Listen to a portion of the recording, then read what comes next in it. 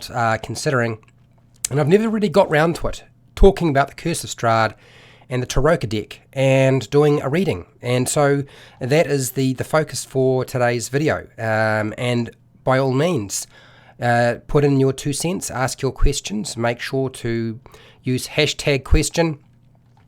You'll find the start time for this video down in the description like I always do, so by all means have a look down there. I normally do my presentation first and then I open it up for questions and answers at the end. So that's the same format that I'm going to follow for today, for those of you who are wondering, and that's exactly what I'm going to do. Okay, so settle back. I can see there's a few people in the room, and yeah. Let's pop out the earplugs and we'll get started.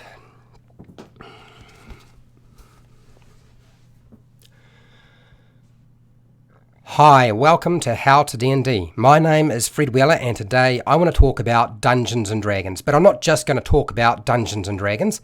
We're going to talk about the Cookie Monster. No, not at all, not at all. No, this is Fortunes of Ravenloft. That is a Curse of Strahd Dungeon Master Guide. There are going to be spoilers in this. If you are a player, this is not the right video for you, and go and watch one of my other videos and come back when you've finished playing the Curse of Strahd or even Ravenloft, because there would be elements to Ravenloft that you would you'd get information on. So it is time to make your tarokka card deck reading. You've got your deck, you're prepared, and you're going to find most of the information for the tarokka card deck reading is sitting on page 11 through to page 18 of the Curse of Strahd.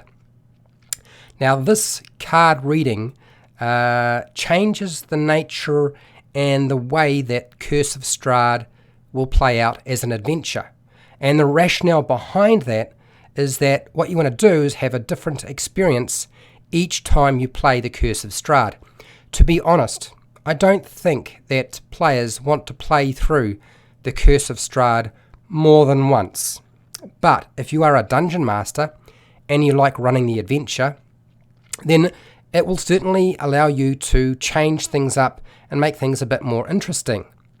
So, when do you actually perform the card reading for the Curse of Strahd with a tarokka deck? Well, there are a couple of times you can use it, and on occasions, as it happens, you can sort of make adjustments as well. And I recommend that Dungeon Masters do in fact make adjustments to their adventure. So before you start running the adventure, I recommend that you do a card reading, which is exactly what we're going to do today. I'm going to show you a card reading and how to lay everything out and figure it all out. It's all pretty well detailed in the book, but I'm still going to show you. When you first meet Madame Ava, this is the Vastini Seer that you will encounter at some point. You can make a reading there as well, which will change the outcome. So you still do your reading at the beginning before you run the adventure, but you can make another reading if they talk to Madame Ava. Now, if they come across Esmeralda, you can make another reading there. You can change the card readings, so it doesn't have to stay exactly the same. You can also use a regular deck for your card reading. So if you don't have the special cards that they put out for this adventure, then that's fine. You can use a standard card deck, and it does give you some guidelines and instructions and box text on how to do that. I'm not going to cover that. I'm using the real deck for today. So, what does the 5 cards that you draw tell you? Well, there's 5 different things that it's going to give you. And the first one is going to be the location of the Tome of Strahd.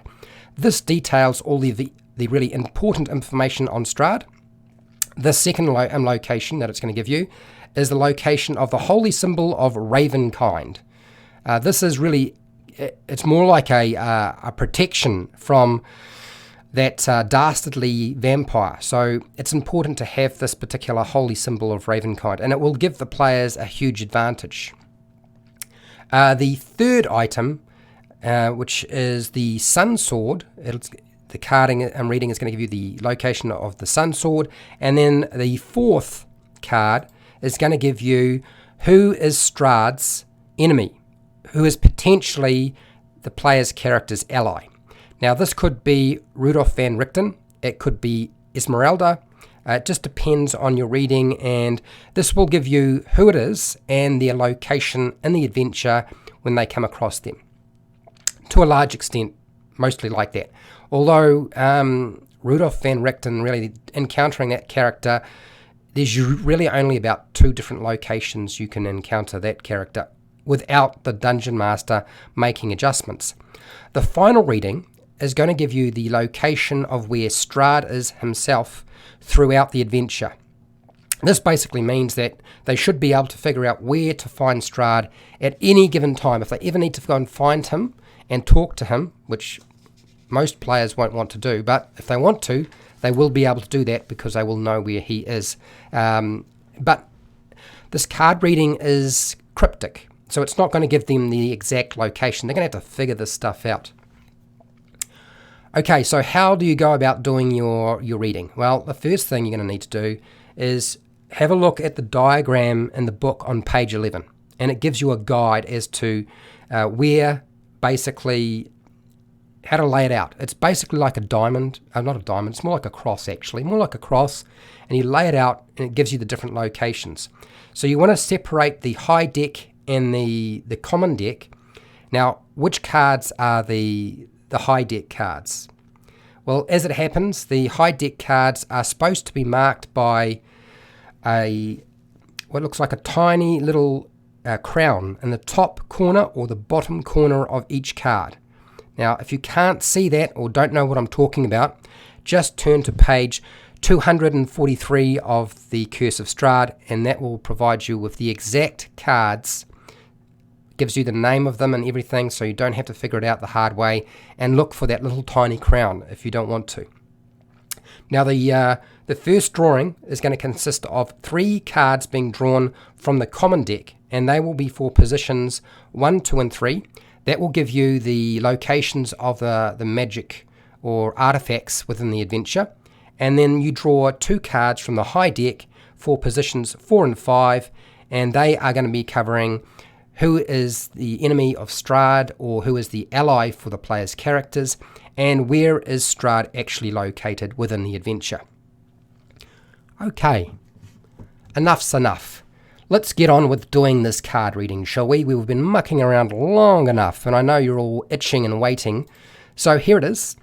This is our first job. Our first job consists of dividing the cards. So these are the common cards, and I'm just going to give them a good shuffle, and we'll draw 1 card at a time. And my little diagram sort of shows you which position indicates basically what item or what it's going to be representing. Okay, so it's a bit easier for you to follow as we go. This is the high deck, which is a lot smaller, and we'll give that a bit of a shake and a shuffle as well. There is a game in here as well that you can play. I've never really played the game, but I have used these cards for other adventures and just for twisting things around and making things a little bit more interesting for me. Okay, so the very first card that we have to draw is position 1. Position 1 is for the Tome of Strahd. Now, the Tome of Strahd comes from the common deck, so we just take a card off the top here, and we'll place that down. So I've got the Philanthropist.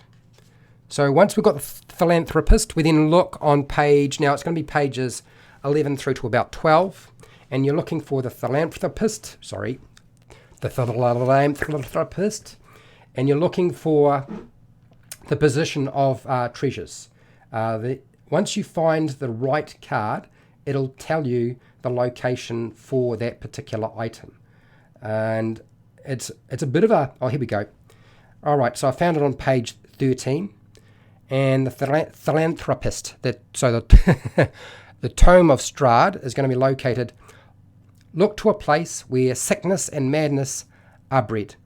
Where children once cried, the treasure lies still. So this is what you read out in the box text, is what you read out to the player's characters. Now, to give them some sort of reference as to what they're looking for, you would read out the box text for the Tome of Strahd, which is, this card tells of a history, knowledge of the Ancient will help you better understand your enemy. So that's really those two pieces of information. What does that tell the Dungeon Master? That tells them that the Tome of Strahd is going to be located in the nursery of the Abbey of St. Markovich. Okay, and it gives you the exact chapter and location, which is always nice. Okay, so that's the first card we've dealt with. Okay, position 2, which is for the Holy Symbol of Ravenkind. So we'll draw another card from the common deck, and I got the Mercenary. So then we're looking for the Mercenary, and shuffling through our little book here, Mercenaries. It's always hard. You wouldn't think it would be hard to find a Mercenary. Okay, so the Mercenary is on page 12. So we'll read out to the player's character, to the players, basically, for the Holy Symbol of Ravenkind, you just say, this card tells of a powerful force for good and protection, a holy symbol of great hope. So that's going to pretty much give them a good idea that what they're looking for. You know what they're looking for. They may not. Okay? That's all you have to read out to them.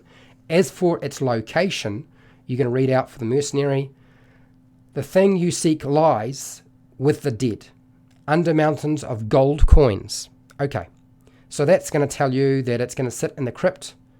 It's at Castle Ravenloft, and it gives you the area, and it's Crypt 31 or something like that. So that is our first two cards. We've just got the third card to do, which is going to be covering the Sun Sword. So we draw another card, and I got the Soldier. So I'll read out the section for the Sun Sword. This card of power and strength, it tells of a weapon of vengeance, a sword of sunlight. That'll pretty much give them a pretty good idea of what they're looking for. It's not going to be very hard to understand that. Okay, so we now have to find the Soldier. So where is the Sun Sword going to be located? And here we go. It's on page 12. And we just read out to the player's characters. Go to the mountain. Climb the white tower guarded by a golden knight or golden knights. Okay, so this then tells us that they have to go to, Tesloka Pass. Yeah, the Tesloka Pass, the guard tower, and it gives you the area. Gosh, I hope I got that pronounced right. Probably didn't. I'm not going to worry about it. It's not worth worrying about half the time. Okay, so those are the first 3 cards for the location of the artifacts. We now have to do our drawing for 4 and 5. So we start with Strahd's enemy. So we go with the high deck, and we turn over our card, and I got the Innocent. Okay, so for the 4th card, we're going to read out to the player's characters the following. This card sheds light upon one who will help you greatly in the battle against darkness. So that's the ally. Now, where will they find our ally? So you look under the Innocent. Now, for that area, you have to skip past the treasure locations. You have to go a little bit further. And you're looking under the section where it says Strahd's enemies. That's on page 15. Yep, that's right. And we're looking for... Where is it? The Innocent. Where is the Innocent? Nobody's innocent. I can't find the Innocent. There we go. There it is. Took me a little while, but I did find it. Okay, so it's very, very simple. All you're going to read out to them is Evil's Bride is the one you seek. So Evil's Bride is the one you seek. So this card is referring to Irina Kolana. Kolana. Yeah, it is Kolana. Always find that difficult. So she's actually going to be a character they'll come across pretty quickly. They may actually meet Irina before they actually have to deal with a card reading from Madame Ava. Now, your card reading at the very beginning of your adventure can set up. You don't have to make another reading. You can use that for any of the readings that Madame Ava or Esmeralda make.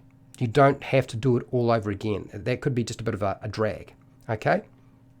Okay, the final location is for, and we take it from the high deck, and that's for Strahd's location, which is the Marionette. So you're looking on page 17 now, and we're looking for the Marionette, and we'll read out the section for Strahd. It should be clear then what they're dealing with. And the following is this. Your enemy is a creature of darkness whose powers are beyond mortality. This card will lead you to him. So they'll know that that means they're going to be able to go to Strahd with this. Piece of cake, right? So we now need to find the marionette. And we'll just cycle through. It's not on 15, so here it is. It'll be on 17. It's got to be on 18. There we go, marionette. Here we go. Look to the great heights. Find the beating heart of the castle. He waits nearby. Okay, so that basically tells you that they have to go to the North Tower Peak, and it gives you the location. It's a particularly nasty location, unfortunately. That particular reading means they're going to be dealing with Strahd, and they may also have to deal with an awful lot of animated halberds, I believe it is, polearms. So could be a bit rough. So that's how you do your reading. It's pretty simple. It's not terribly difficult. And the reading that you do at the very beginning before you run your campaign would be the reading that you apply for when you're dealing with Madame Ava or Esmeralda, or you can redo it again if you want to and change things as you go. That's perfectly fine. There's nothing wrong with that. The only time I would suggest not to do that is if you've got the players have already played through a good portion of the adventure and you have already had them locate one of the items or the ally or even Strahd in some cases. So you don't necessarily want to change things if they supposedly already have one of those items. That could be rather confusing. So if you have any questions or feedback, put that in the comments. I have many videos for Dungeon Masters and players, and I do have a growing video list for the Curse of Strahd if you need help with running Curse of Strahd. Also the Lost Mine of Phandelver. I have a Patreon account, so you can go and support me there, so I keep doing videos like this, and if you do, I will probably find myself doing this full time. I have affiliate links to the book depository on Amazon where you can buy stuff online and I get a small commission. So yes, help out the channel. And share, like, and subscribe. Hit the bell button to be notified when I go live and when I publish new videos, and I go live a lot. And hey, till next time, keep rolling those 20s.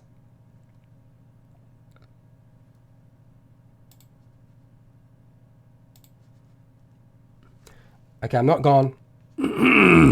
As you can tell, I need a drink of water.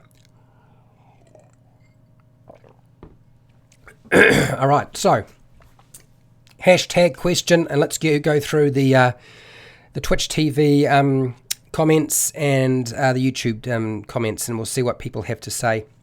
We will pull back to the screen since we went to all this effort in the first place to lay it all out. We might as well show it to you, right? Okay. So, starting over on Twitch, we've got a couple of people over there, but there's no questions. Hopefully we'll know if they have some later. That's fine. It's great that people are watching me on Twitch TV. It means that it's worth doing it. Okay. Hi, how's it going, Scott? You have a question. Good. Would you consider doing a stacked reading of the tarokka cards if you have places you want to guide the players' characters to? Prearranged. So in other words, you pick the cards rather than randomly select the cards. Okay, here's the thing, Scott.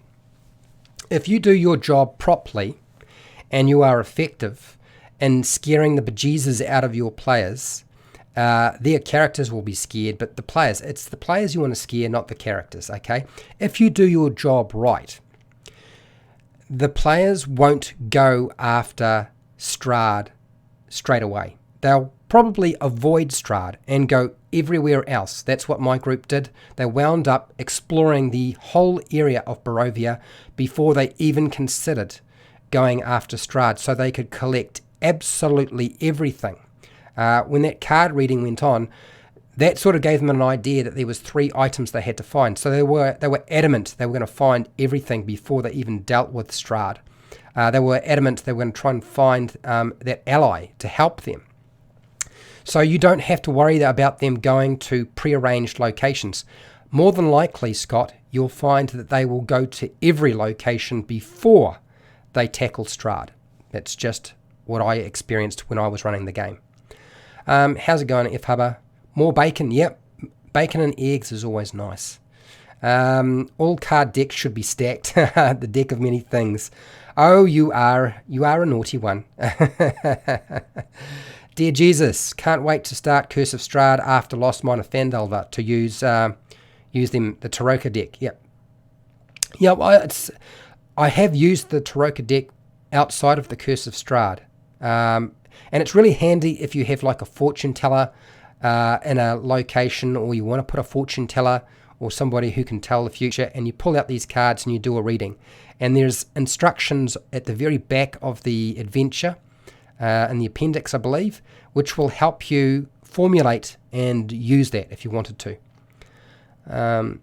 Anton, great to upload on Twitch as well. Fred, caught your current. Yeah, look, it has been updated. The reason that you weren't seeing the uploads on Twitch straight away the first day I did my testing is because I didn't want that to happen. So I had turned off uploading.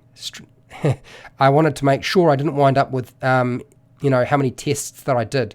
I didn't want the tests up there. I wanted them to stay away. So it's now getting uploaded to Twitch. It'll stay there for 14 days. But you don't have to worry about that. You can come back and watch these videos, the live streams on YouTube. And when they get edited down, the live stream content will go unlisted, and the edited version will become the new video to watch if you need to re-watch anything. Okay? Okay, Paul. Dear Jesus, why wait? Introduce the Gypsies and the Tarokka deck in a small side adventure now so the players have a sense of familiar. Yeah, so it's familiar to them. Yeah, well, you could. I don't think it's necessary. You don't necessarily have to play it out. Look, just because the adventure lays it out a particular way, you don't have to do it that way. You can change things. And you seem to think that Paul's idea is a great idea, so that's good. You can put the Gypsy Caravan in Thunder Tree, and it allows you to foreshadow what's coming. But then again, I still feel like there's so many really good hooks that you can use for the Curse of Strahd that are provided in the book. So just another thing to remember. You don't necessarily have to worry about foreshadowing with regard to that, because there are some very solid hooks, and I did a video on that topic anyway. Okay, Paul, and since they are not in Ravenloft now, they can be actually a helpful group of NPCs. Well, they're not really going. I mean, I suppose the Vistini could be, or a Gypsy Caravan could be, but yes, I suppose you could.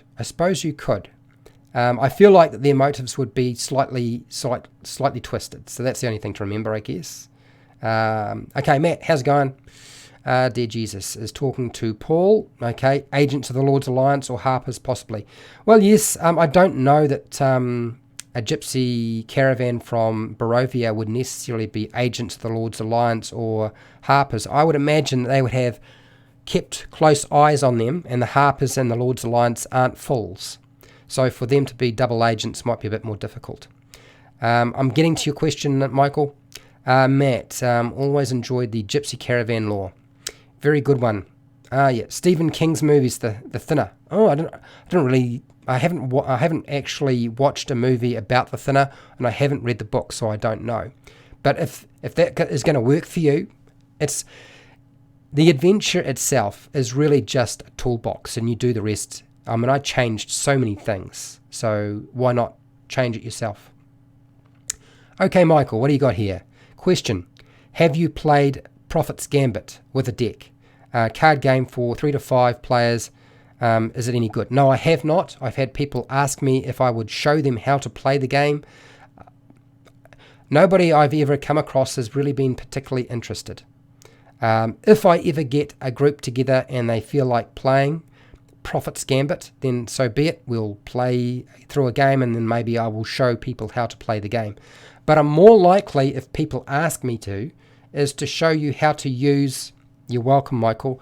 I'm much more likely to show you how to use the Tarokka deck outside of the Curse of Strahd as a way of having a Gypsy Caravan or a fortune teller in a different campaign who can foretell the future for the player's characters.